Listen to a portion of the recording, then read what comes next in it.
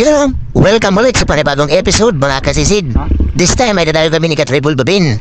At yung gagamitin naming bangka ay kay Kuya Rolly. Yung spot na pupunta namin, syempre sa paborito po namin spot sa Marabilia. Medyo ginabi na kami dahil nakapag-prepare kami ng napakatagal. Kaya naman pagsakay namin ng bangka ay diretsyon agad kami umalis patungo dun sa spot na pupunta namin. At ayan, nakarating na kami ni Katribul Babin at nila Kuya Rolly sa spot. At bago pa man kami makadaong ay nakaprepare na kami ni Katribul Babin dahil may mga kasabay din kaming magdadive din. Kumaga kakompetensya din namin dito kaya ayan, tara mga kasisid, unahan na natin sila. Let's do this! Medyo may kalabuan ang ilalim ng tubig at yun ang hinahanap namin dahil pag ganitong pagkakataon, siguradong labasan ito ng dalagang bukid.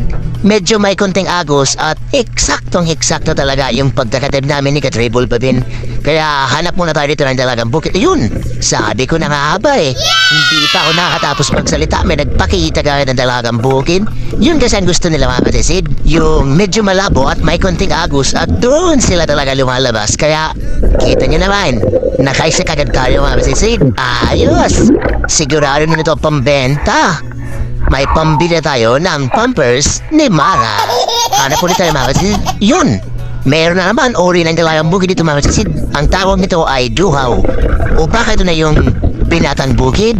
Medyo may kanipisan lang ito mga kasisid pero napakalinaman din ng laman nito. Kalimitan lumalabas ito sa malalalim na part. Gaya ng sinabi ko nung nakarang video ko, talaga kong natakuhan ito sa malalim talaga na part.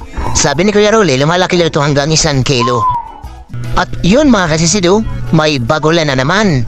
Good size na bagulan. Siguro mga nasa 1 kilo na ang timbang nito. Ayos na yan. Pandagdag pambenta na yan. Yung kilo nito sa amin ngayon ay nasa 120 lang. Mura dahil hindi pa gaanong naglalabasan. Pero pag naglabasan na yan, siguradong tatas ng presyo niyan. Pero ayos na yan. Pandagdag na rin yan mga kasisid sa aming mga ibibenta. Okay.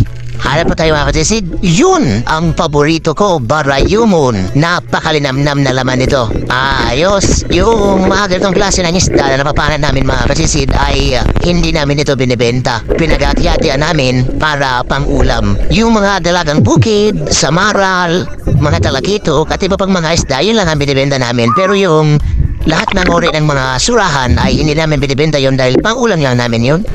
Dalagang bukid din naman mga kasisid. Napakaamo talaga ng mga dalagang bukid dito. At yun, nakatanggal. Isa, yan, nakala ko ang ganda-ganda ng tama. Yung palay, daplis, sayang yun mga kasisid. Sigurado mabakatay din yun, pero okay lang yan dahil, yun, may nagpakita. Siguro ito yung kasamahan ng binara natin kanina. Nakawala man ng isa, meron namang kapalit. Ang bilis ng kapalit, malalaki o, tingnan nyo naman.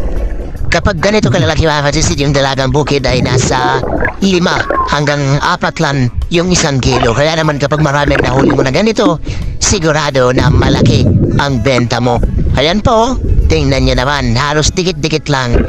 Yan ang sinasabi ko sa inyo mga kasisid na kapag malabo talaga yung dagat ay napakamulan talaga ng mga istang ito. Dito sa Marabilia, sa spot namin na ito ay talagang napakarami ng dalagang bukid kapag lumalabas sila. Kaya paboritong punta dito ng kahit sinong mga espiro na karating isla din namin. Dito sila lagi dumadayo at nagkikita-kita kami dito. Kaya paunahan talaga. Pag-aon mo kanina, may nakita kong dalagang bukid dito. Andito lang yan eh. Teka lang, hahanapin natin. Baka nandito lang sa mga gilid ng bato. Wala. Eto na lang nasurahan ng panahain natin mga kasisid. Yun o, igo mga kasisid. Tawag sa amin ito ay balawison. Isang uri ng surahan na masarap din lalo na kapag inihaw. Kaya naman, kunin na natin para may pandagdiro tayo na pang-ulam doon sa barayong na nakuha natin kanina. Alright, ayos. Pang-ihaw na ito or pampaksiw. Kahit anong luto, masarap dito. Pero para sa akin mga kasisid, pag may kalakihan na talaga, iihawin ko. At ayan to, dalagang bukid na naman. Ayos. Medyo nakakarami na tayo ng dalagang bukid mga kasisid. Ayos yan. Makapambeta na tayo ng malaki-laki. Sulit talaga ang gawin namin ni Katribul Babin dito sa spot na ito dahil hindi kami nabigo. Talagang napakarami talaga ang dalagang bukid na pailingan na naman namin ni Katribul Babin. Depende kasi yun sa agos mga kasisid. Ayun, may isda na naman. Dalagang bukid ba yan? Ay, hindi. Yun, yung paborito ko na naman, barayungon. Yun, Igo. Ayos! Sigurado na ang pangpaksiw nito, mga kasisid. Marami-rami na yung pang-ulam namin nila Katribul Babin at nila Kuya Rolly. Bali, yung lahat ng mga surahan, iipuhin namin tapos 3 hati yun. Kay Kuya Rolly, kay Katribul Babin at sa akin. O ayan o, Dalagang Bukid, pambenta na naman. Tatago ka pa ha, kala mo hindi kita magkikita. Nasa mababaw na ako na part, mga kasisid, siguro mga nasa 3 o 4 na di pa lang ang lalim nito. Dahil paikot na kami ni Katribul Babin at pupunta na kami doon sa kabilang spot. Pero dito pa rin ito sa Marabilia, yung spot namin. Kumbaga, umikot lang kami. Ayos, dagdag pambenta na. At iyan o, pangulam. Ay, hindi pala, bawal pala yan mga kasisid. Baka mayari tayo sa dinner niyan. Sorry. Hanggang video lang muna tayo dahil bawal kang hulihin. Bye-bye! At yan lang po pa natin mga kasisido. Yan, hindi yan bawal. Timbungan, no? Tawag sa amin ito ay talikukod. Malaki na mga kasisido. Parang asaman. Uy! Asa na? Eh, yung nakawala. Sayang, ang laki pa naman, oh. Sayang, akala ko kuha na. Eh, ito na lang yung titirahin natin. Dalagang Bukid nilang. Yun, wow. Talagang bumalik ka pa. Siyempre, kapag bumabalik, huwag nang pakawalan. Tutusukin na natin yan. Ayos, nakarami tayo mga kasisit ang Dalagang Bukid. Pambenta na ulit yan. Ayos, sulit din yung dive namin ni Katribul Babin. Medyo nakarami na rin kami at medyo malaki-laki yung kikitain namin ito. Nangangalay na yung 2 kong pasa karapadyak dahil ilang oras na rin kami nakababad ni Katribul Babin ito. Pero hanap pa rin tayo mga masikit. Baka yung may Dalagang Bukid pa dito. Pag wala na, edi ahon na kami yun. Sayang, paahon na ako. Okay lang yan mga kalisid. Uwi na rin kami at tingnan nyo naman, medyo magalaw na yung tubig at medyo humangin na, kaya okay lang yan. Nakarami naman tayo. Ahon na tayo mga kasisid. Ayan, umahon na rin si Katribul Babin. At mayroon siyang sinasabi. May sinasabi si Katribul Babin eh. Ayan o, nakuha ko kanina mga kasisid, Skylab. May sinasabi si Katribul Babin eh. May nahuli daw siya. Katribul Babin, pasok! Sa camera tayo ng mga nakaibang isda. Nakita ko sa'yo mga katribol ha. Ay ba to? Pemod. Ha? Pemod. Mahal to mga katribol. Lahat ng mga vlogger mga katribol hindi kilala to. What? Patay kang toko! Yan. Toko? Ay ba daw? Kilala nyo to? Kinasta naman toko. O, kilala mo to, Rapi. Saka si Rinan. Toko! Yan, toko na lang. Gibaya sa sulit. At yun mga kasisid, nakarating na rin kami dito sa amin. Kanina nung umalis kami dito ay low tide pa. At pinagtulungan namin buhatin yung bangka. Pero ngayon, hanggang sa gilid na yan, diretso na kami. Dahil napakatas na ng tubig, high tide na.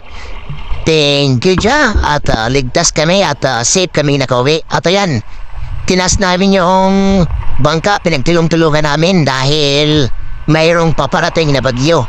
Si Leon. Hinahanap niya si Christine. Ayan si Kuya Rolly mga kachasid, kakalso niya yung bangka para hindi dumusdos papunta dun sa dagat. Ayan yung nakuha ko, Skylab. Alam niyo ba yun mga kachasid? Yung iba hindi kumakain yan dahil nakakalasan daw pero napakasarap niyan. Ayan naman yung nahuli ni Katribul Babin, binalatan niya. Tapos yung mga tinik na yun kanina ay nung magkilaw ng isda nila Kuya Rolly. Yun yung tuko na nakuha ni Katribul Babin. Ayan, nagkape muna kami mga kachasid para matanggal yung lamig namin ni Katribul Babin. Yun, isang magandang hapon po sa inyong lahat mga kajasid. Bali, kagigising ko lang dahil pagdating namin kanina ni Katribul Babin, pagkatapos ng pagkape namin ng tila Kuya Rolly, ay dumiretso na kagad ako dito sa bahay. Nagbanlaw lang, tapos yun, natulog na kagad dahil sobrang puyat talaga. Halos bumagsak na talaga yung ulo ko kanina. Kaalis lang ni Katribul Babin, hinatid dito yung bayad ng isda, hinatid yung parte ko dito. Tag 730 kami nila Kuya Rolly. Ayan, sila na yung nag-asikaso ng isda dahil hindi ko na talaga namalayan yung oras, hapon na pala. Ayan mga kasisid, may plano na naman kaming mamaya nila ka-Triple Pin, doon pa rin sa spot sa Marabilla pa rin. Kaya ayos lang, at least nakapagpahinga na rin ako, nakapag-charge ng mga battery. Kaya ayan, maraming salamat mga kasisid sa suporta nyo. Ayan, abang-abang na lang sa susunod na episode. See you, God bless. Some love and the music, sweet, sweet love and music.